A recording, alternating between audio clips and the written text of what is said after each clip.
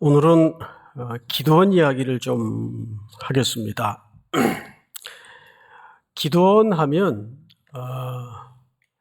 주의 사자가 기도원을 부를 때 불렀던 호칭 때문에 기도원에 대한 많은 오해가 있습니다. 큰 용사요 이렇게 불렀죠.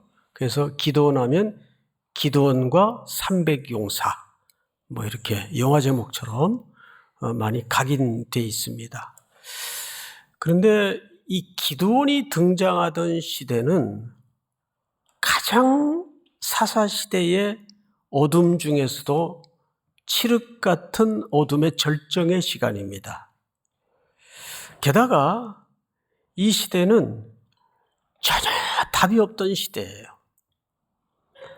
그때 하나님께서 정말 용사다운 인물을 찾다가 기드온을 부르셨는가?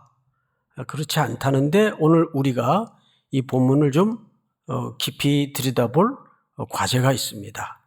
그래서 본문은 11절부터지만 우리 빨리빨리 1절서부터 좀 스케치해 가면서 오늘 본론으로 들어가 보도록 하겠습니다. 1절을 보시면 이스라엘 자손이 또 여호와의 목전에 악을 행하였으므로 이렇게 시작을 했죠.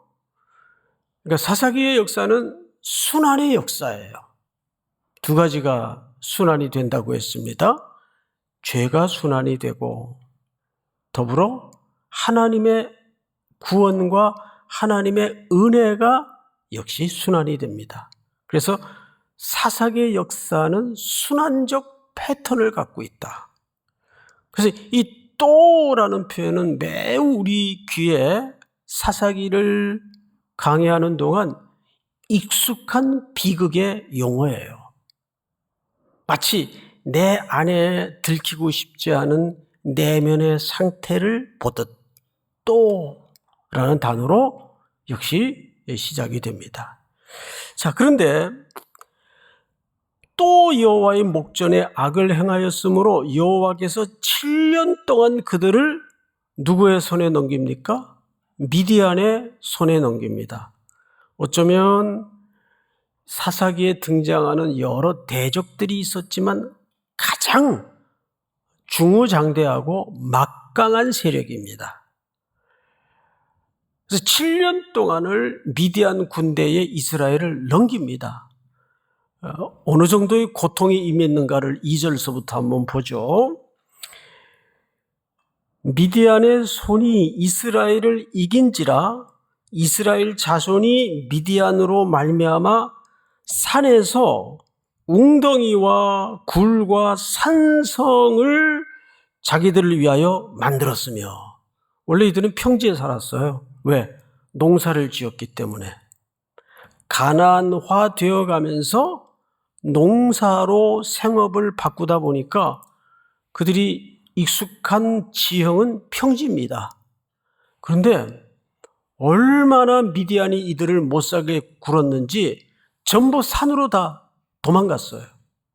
그래서 산 위에 굴을 파고 산성을 만들고 웅덩이를 만들어서 거기서 거의 피난 생활을 합니다. 그러면 미디안이 어떻게 이들을 못살게 굴었는가? 여러분들이 한 3절을 좀 같이 합독을 한번 해볼까요? 3절 시작. 이스라엘이 파종한 때면 미디안과 아말렉과 동방 사람들이 치러 올라와서 네, 이스라엘이 파종한 때면 이 무슨 얘기냐면 이제 파종을 해서 곡식을 결실할 때만 와요. 굉장히 지혜로운 침략이죠. 그냥 여느 때 아무 때나 들고 치고 오는 게 아니라, 야, 쟤들 농사 거둘 때 됐잖아? 그러면 거두러 가야지 해서 자기들만 오는 게 아니라 이 미디안 세력이 옆에 아말렉 족속 또 다른 유목민들까지 연합군을 조직해가지고 이스라엘로 들어오는 겁니다. 그래서 인명피해는 거의 없고 싹 소떼, 양떼, 염소떼 뿐만 아니라 한 해 내내 농사한 결실만 싹 걷어가요.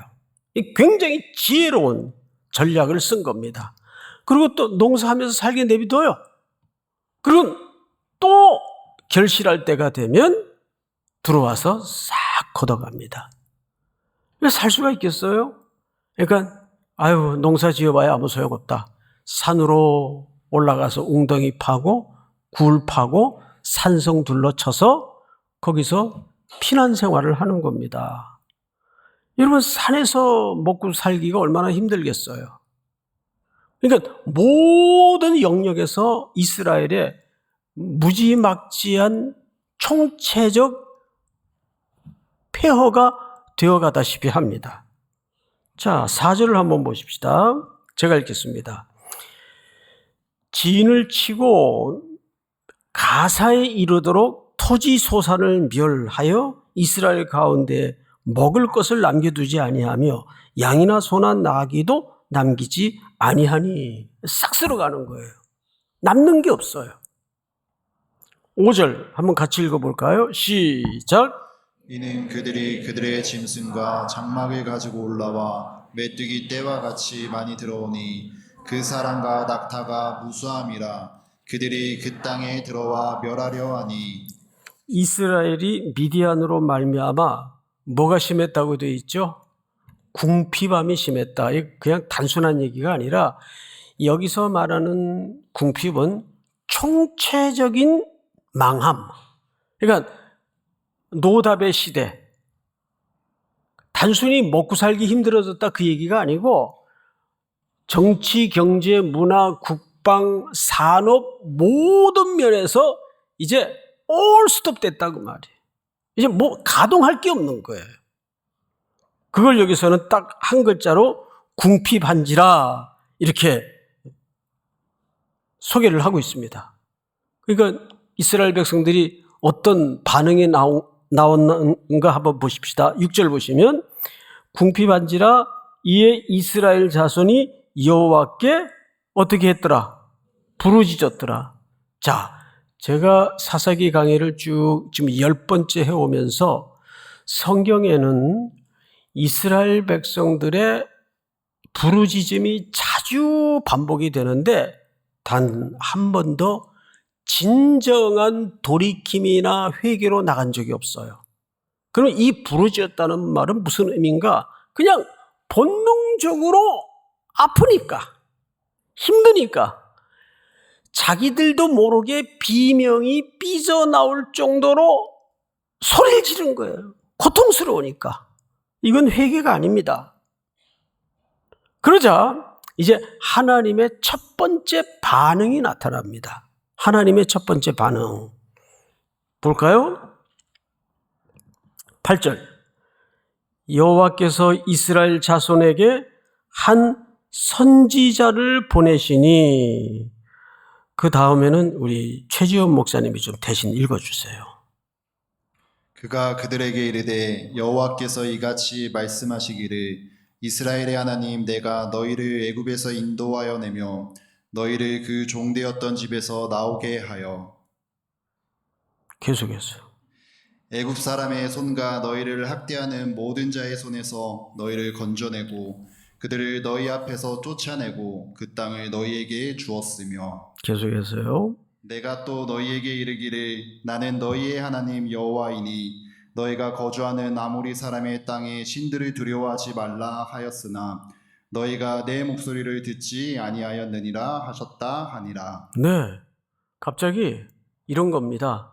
그들이 막 소리치고 부르짖고 못 살겠다 그러니까 하나님께서 첫 번째 꺼내신 반응이 한 선지자를, 하나님의 사자를 세우세요.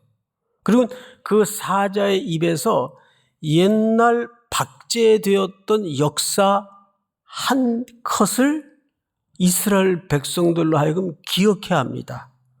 과거에 내가 너희들을 애굽에서 꺼내고 시내산에 불러 올려서 모세를 통해 언약을 세웠다.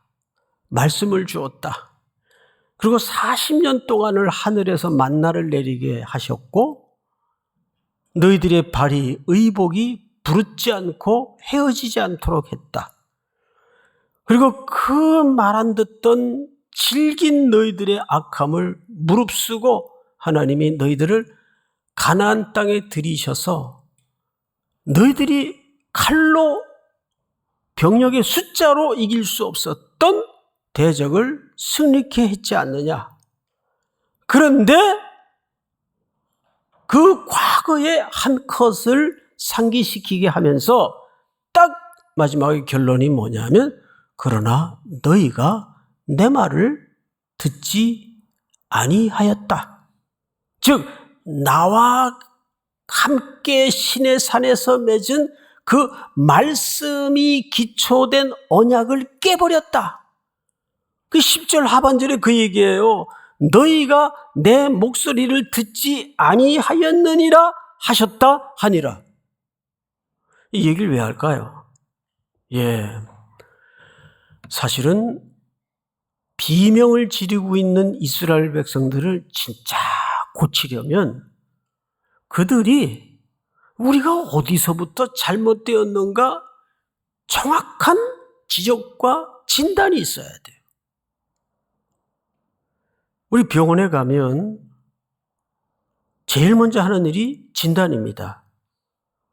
어디가 잘못됐는지, 왜 이 비명소리가 나오는지, 왜 배가 아픈지, 왜 어지러운지 그 원인을 파고들어서 진단을 한 다음에 째서 수술을 하든지 약 처방을 하든지 합니다.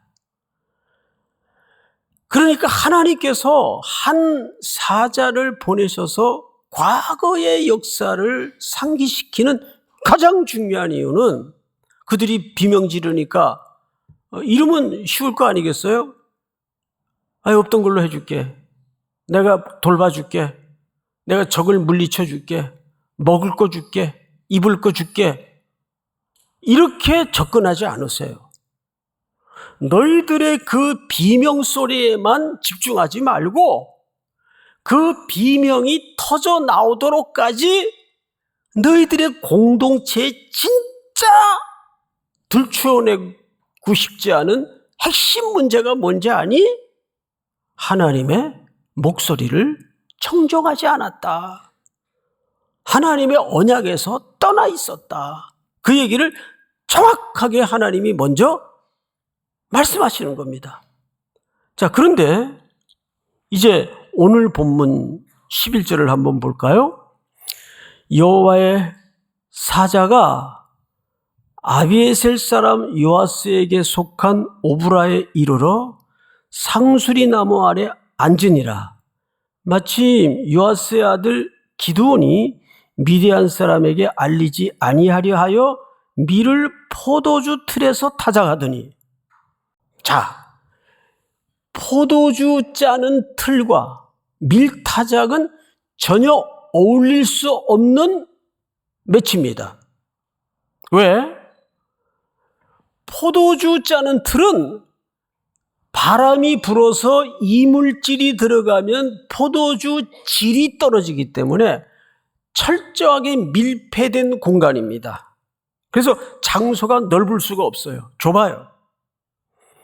반대로 밀을 타작하려면 사방이 툭 터진 어디서나 바람이 불어오는 넓은 마당이나 나적한 둔덕에서 밀타작을 하도록 되어 있습니다. 넓은 곳에서. 그런데 밀타작을 세상에 좁은 공간인 포도주 짜는 틀 안에서 하고 있어요. 이러고 있는 거죠. 조그만 공간에서.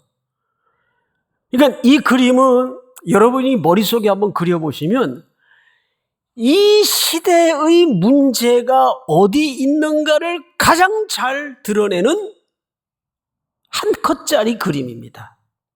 원래 포도주는 기쁨과 풍요의 의미를 담고 있습니다. 그런데 기쁨과 풍요를 드러내는 포도주 짜는 틀 안에서 두려워서 미디안 사람들이 이것마저 뺏어갈까 봐 걱정이 돼서 그 좁은 공간 안에서 타작을 하고 있는 거예요. 얼마나 언밸런스입니까? 그런데 이 언밸런스한 한 컷짜리의 그림이 그 시대를 가장 잘 드러내는 거예요. 자, 그러면 우리가 이 그림을 보면서 거기에 주인공이 기드온입니다. 주의 사자가 그쪽을 가서 그 기드온에게, 그러고 있는 기드온에게 무슨 얘기를 하는가 잘 들어보세요. 12절, 여호와의 사자가 기드온에게 나타나 이르되 큰 용사여, 여호와께서 너와 함께 계시도다 하며, 큰 용사여. 아니 폼나게 막 무술을 연단하고 적과 치열하게 싸우고 있을 때, 적을 막 용맹스럽게 물리치고 있을 때 큰 용사여. 그러면 체면이라도 서는데 누가 볼까? 이 밀마저 훔쳐갈까 봐 쫄아가지고 아무도 안 보는데 조그만 공간에 들어가서 포도주 짜는 틀 안에서 답답하게 이러고 있는데 주의 사자가 갑자기 나타나가지고 큰 용사여. 이게 얼마나 난처한 상황입니까? 이게 무슨 뜻일까요? 여러분, 놀랍게도 하나님은 이스라엘을 구원하기 위해서 가장 부적격자를 선택하십니다. 전쟁에 나서기에는, 그리고 이스라엘을 구원하기에는 가장 부적격자를 주목하셔서 그를 역사의 전면에 드러내세요. 그러면 여기서 큰 용사여라는 말은 무슨 의미일까요? 하나님의 미래에 대한 창조적 선언입니다. 다시요. 하나님의 미래에 대한 창조적 선언이에요. 내가 이스라엘의 역사를, 미래의 역사를 반드시 이렇게 만들겠다. 그러면서 누구를 불러요? 기드온을 불러요. 근데 기드온은 거기에 적합한 자가 아니에요. 그럼 나중에 못 가겠다 그래요. 못 하겠다 그래요. 내가 그걸 어떻게 하냐고. 작은 자 중에서도 가장 작은 자인데. 자, 그런데 여기서 우리가 기억해야 될 세 가지 명제가 있습니다. 첫째. 한번 따라서 해볼까요? 하나님의 부르심이 자격이다. 하나님의 부르심이 자격이다. 내가 얼마나 잘 준비됐냐, 얼마나 실력이 있고 얼마나 능력이 있느냐가 자격이 아니에요. 믿습니까? 하나님의 부르심이 자격입니다. 두 번째는 주의 사자가 이런 얘기를 해요. 12절을 잘 보시면 큰 용사여, 여호와께서 너와 함께 계시도다. 이 두 번째 자격이 뭐냐면 하나님이 그럼에도 불구하고 나와 함께 해주신다는 약속이 자격입니다. 할렐루야. 우리 다음 절을 한번 볼까요? 13절 다 같이 시작. 기드온이 그에게 대답하되 오 나의 주여 여호와께서 우리와 함께 계시면 어찌하여 이 모든 일이 우리에게 일어났나이까. 또 우리 조상들이 일찍이 우리에게 이르기를 여호와께서 우리를 애굽에서 올라오게 하신 것이 아니냐 한 그 모든 이적이 어디 있나이까. 이제 여호와께서 우리를 버리사 미디안의 손에 우리를 넘겨 주셨나이다 하니. 그러니까 속이 베베 꼬인 기드온의 전형적인 투정입니다. 아니, 하나님이 그렇게 출애굽 때처럼 우리와 함께 하셨다면, 우리를 인도하셨다면, 우리의 모든 것을 채워주시고 도와주셨다면 어떻게 하나님의 백성인 우리가 미디안의 손에 이렇게 피폐해질 수 있습니까? 하나님이 정말 지금도 계시는 겁니까? 역사 속에 정말 박제된 하나님은 아닙니까? 막 자기 속에 있는 말 같지도 않은 얘기를 막 쏟아내요. 그러니까 하나님이 아주 신비한 얘기를 하나 합니다. 15절, 14절, 여호와께서 그를 향하여 이르시되 너는 가서 이 너의 힘으로 이스라엘을 미디안의 손에서 구원하라. 내가 너를 보낸 것이 아니냐 하시니라. 자, 오늘 여기까지만 강의를 하고 마쳐도 시간이 다 될 것 같은데 이게 중요한 얘기를 하나 해요. 14절을 다시 보시면 이 너의 힘으로 그랬어요. 과연 여기서 말하는 이 너의 힘이 어떤 힘을, 기드온의 힘을 얘기하는 걸까? 아니에요. 여기서 말하는 이 너의 힘은, 이걸 어떤 학자들이 이렇게 표현을 했죠. 절망의 힘. 지금 기드온의 넋두리를 들어보세요. 이게 좌절해서 하는 넋두리거든요. 절망해서 하는 내뱉는 푸념이거든요. 절망의 힘. 베드로가 물에 빠져들어갈 때 했던 자기도 모르게 본성적으로 터쳐나왔던 외마디 비명이 뭐였죠? 주여, 나 좀 살려주세요. 베드로가 빠져들어갈 때 뭐라고 소리질러야 체면이 설까? 그런 생각했을까요? 아니, 죽어가는 마당에 체면이 어디 있어요? 주여, 나를 구원하소서. 이 절망의 힘이에요. 여러분, 기드온은 지금 좌절해 있어요. 희망이 없어요. 주의 사자가 얘기하니까 갖다 대고 막 뭐라 그래요. 이걸 절망의 힘이라고 합니다.